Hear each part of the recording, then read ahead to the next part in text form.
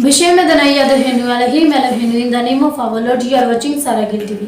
हमारा आज का अनुमान है नया साल। आज हमारे साथ खुदा के खादम पास्टर जमशेद गिल है। इनके साथ मिलकर हम खुदा के पाक कलाम में से सीखेंगे। How are you pastor Jamshed? I am good by the grace of God. Welcome to Sara Gill TV. It's my pleasure. Thanks be unto God for His unspeakable gift.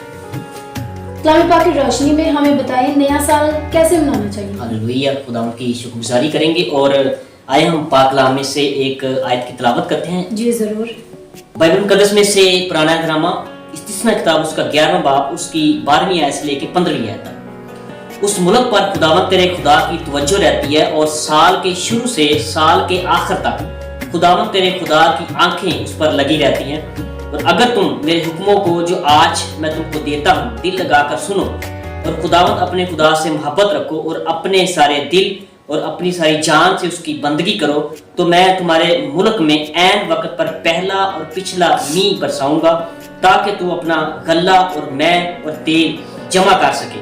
और मैं तेरे चुपायों के लिए मैदान में घास पैदा करूंगा और तू खाएगा और सेब होगा।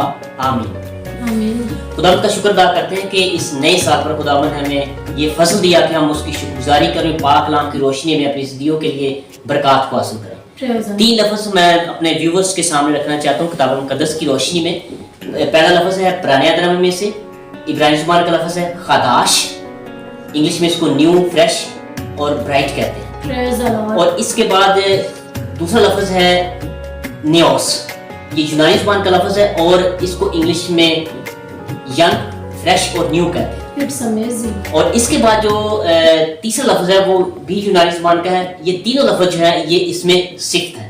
तीसरा लफ्ज़ जो है वो काइनोस है और इसको इंग्लिश ज़ुबान में फ्रेश, न्यू और अनयूज्ड कहते हैं। हालेलुया। और मैं अपने तमाम व्यूअर्स को ये बताना चाहता हूँ कि जिस तरह हम पुराने अहद में इस्तिस्ना किताब उसका 6वां बाब उसकी 4थी आयत में पढ़ते हैं कि सुन इस्राएल, खुदावंद हमारा खुदा एक ही खुदावंद है।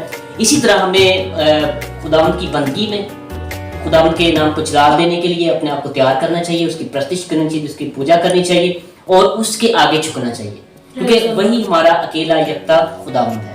और उसकी शुक्रगुजारी में इस नए साल को गुजारना चाहिए। हमारी दुआ है कि ये नया साल जो है वो सबों के लिए बाइस बरकत है। Thank you.